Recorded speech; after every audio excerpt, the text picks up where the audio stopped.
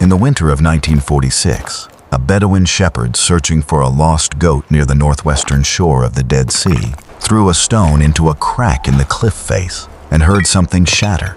He climbed in and found clay jars. Inside those jars were scrolls, ancient documents wrapped in linen, preserved for nearly 2,000 years in the dry desert air. What followed became one of the most significant archaeological discoveries in modern history. Over the next decade, scholars and excavators recovered fragments of nearly 900 manuscripts from 11 caves near the site known as Qumran. These were the Dead Sea Scrolls, a library preserved by an ancient Jewish community that had withdrawn from Jerusalem sometime around the 2nd century BC and carried their texts into the wilderness. Among those manuscripts were fragments of a text scholars would come to call the Book of Giants. Most people have never heard of it, and yet the Book of Giants offers one of the most striking windows into how ancient Jewish communities understood one of the strangest passages in all of Scripture. The few brief, unsettling verses at the opening of Genesis chapter 6, where the sons of God took the daughters of men, and the Nephilim appeared on the earth, and the world moved toward the edge of the flood. Genesis does not explain what happened. It never did. But the Book of Giants tried. To understand why that matters, we need only a few verses of background. Because this story does not begin with the Book of Giants. It begins with Genesis. Genesis chapter 6 opens with the sons of God taking the daughters of men as wives. Children are born. The Nephilim appear, described only as mighty men, men of renown. And then God looks at the world and sees wickedness everywhere. 4 verses, no explanation, no names, no account of what the Nephilim were, where they came from, or what they did. The text generated centuries of questions. Who were the sons of God, heavenly beings, the godly line of Seth or ancient kings? What were the Nephilim? Why does this brief passage stand at the threshold of the flood? For at least the communities that preserved these texts, the reading leaned strongly in one direction. The sons of God were heavenly beings, watchers, who had descended, taken human women, and set something catastrophic in motion. And the consequence of that crossing echoed across centuries of Jewish reflection. The text that gave that tradition its fullest early expression was the first book of Enoch, an ancient Jewish apocalyptic collection, not part of most biblical canons, but preserved at Qumran and canonical in the Ethiopian Orthodox Tewahedo Church. First Enoch tells the story Genesis left in silence. Heavenly beings descend, take human wives, produce violent offspring, pour forbidden knowledge into the world. Judgment is announced. The watchers will be bound, their offspring destroyed, the earth cleansed by the flood.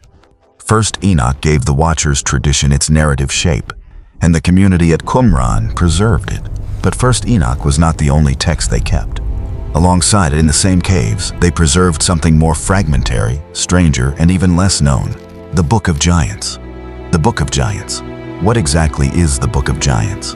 Scholars who have worked carefully with the Dead Sea Scroll fragments describe it as a Second Temple Jewish composition that expands the tradition of the watchers and their offspring, building on the same foundation as First Enoch, but taking the story somewhere First Enoch does not go. The surviving fragments are incomplete, broken columns, damaged edges, passages that begin and do not end, or end without beginning. We do not have the whole text, and we may never have it. Anyone who tells you otherwise is overstating what the evidence actually shows. The Book of Giants must be read for what it is: a fragmentary ancient composition, theologically and historically significant, but not a complete document and certainly not scripture. What we have, however, is striking enough. In the fragments, the giants, the offspring of the watchers and human women, are not celebrated. They are not portrayed as heroes or demigods. They are violent, enormous, and destructive beings who have filled the earth with bloodshed.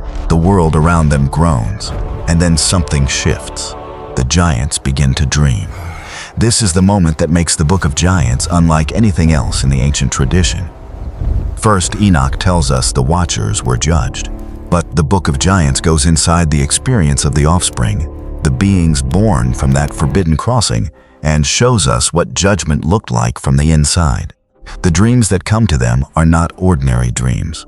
They are visions of devastation, images of fire, of flooding water, of a great destruction moving toward the world they have built and cannot stop.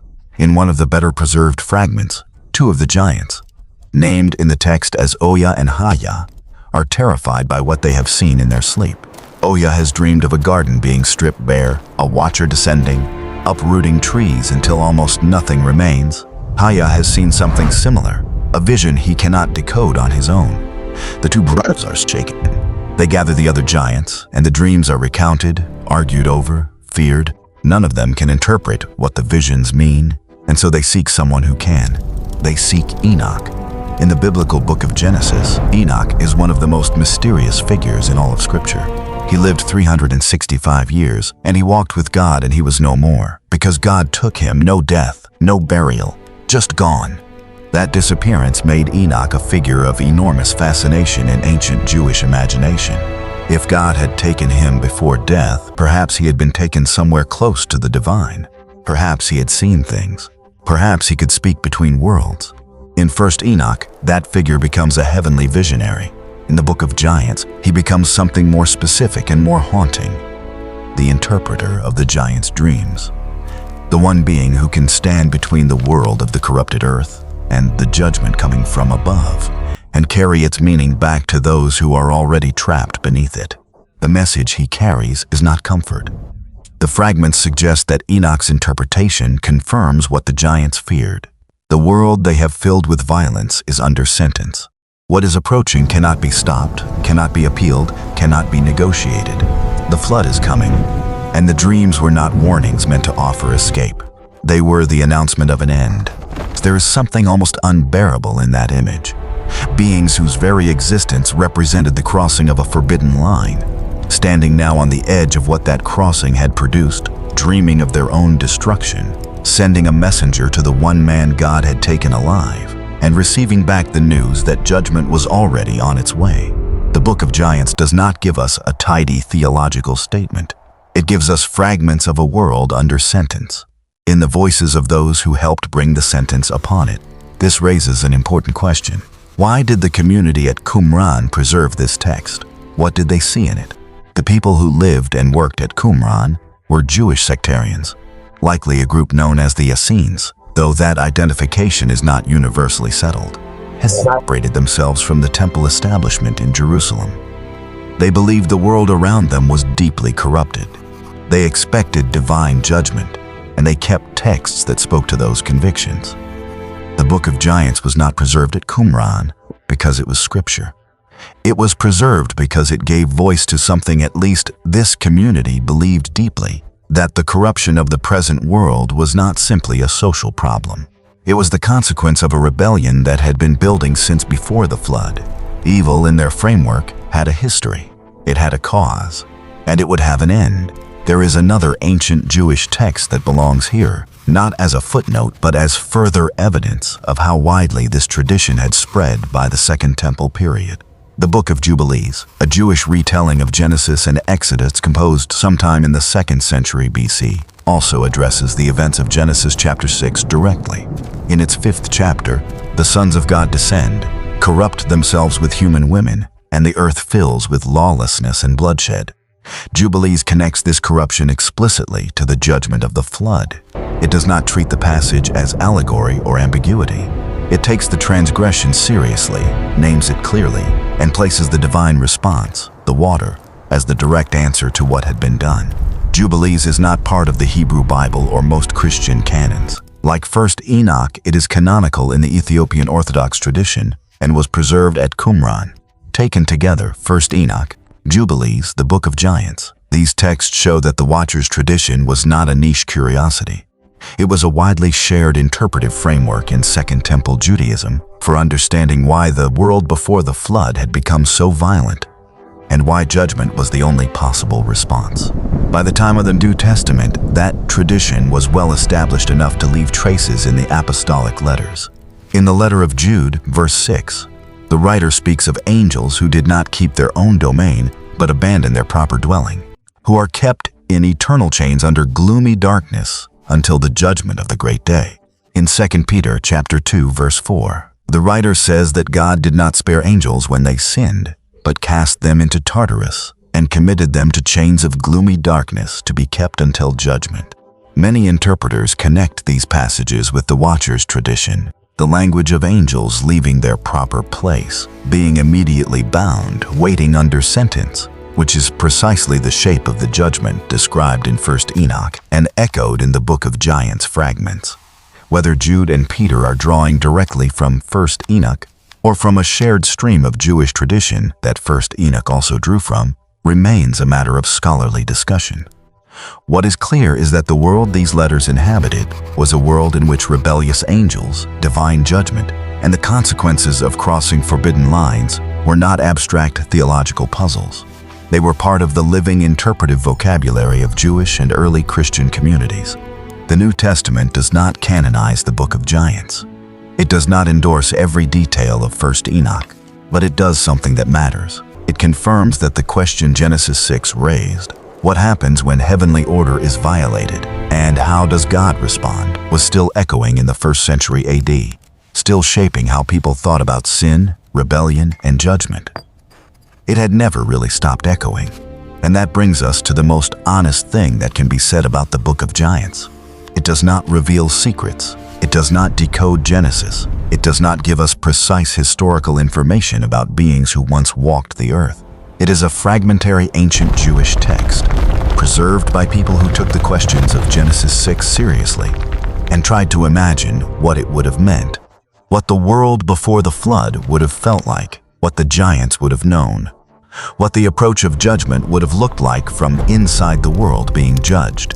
That is not a small thing. That is a profound act of theological imagination, grounded in Scripture and shaped by a community's deepest convictions about evil, power, and divine order. The Book of Giants matters because it shows that Genesis chapter 6 was never just a set of strange verses that ancient readers skipped past. For centuries, communities who loved Scripture and wrestled with its silences refused to let those verses go unanswered. They wrote, they imagined. They placed themselves inside the world before the flood and asked what it would have felt like to be there, to be one of the beings at the center of it, and to dream of the water coming. They did not all agree on the answers. The debates about who the sons of God were and what the Nephilim represented have never fully resolved. They are still being discussed by careful scholars today. The Book of Giants does not settle those debates. It does not give us history. It gives us something different, a window into how one ancient community read the silence of Genesis 6 and tried to fill it with meaning. What the Book of Giants preserves in its broken fragments is this. The giants dreamed. They saw the judgment coming in the night, in visions they could not interpret on their own. They sent for Enoch, the man God had taken, the one figure who might be able to stand between their world and the one above it. And he told them what the dreams meant. The flood was coming. It could not be stopped, and the weight of what they were and what they had done was already sealed. Those fragments survived in clay jars in the darkness of a desert cave for nearly 2,000 years. Preserved by a community that believed the past held the key to understanding the present. That evil had a history, and judgment had a pattern, and the silence of Genesis chapter 6 was not the end of the question, only the beginning of it. The Book of Giants did not survive intact. Perhaps that is fitting. What it preserves in its pieces is enough. The memory of a world under sentence, the shadow of the flood already falling across the dreams of those who had helped make it necessary, and the question that Genesis planted and that ancient readers could not stop asking. What does it cost a world when the boundaries God has drawn are crossed? That question was alive at Qumran. It was alive in the fragments. It echoes in the few brief verses of Genesis 6 that started all of it, and it has never stopped demanding an answer.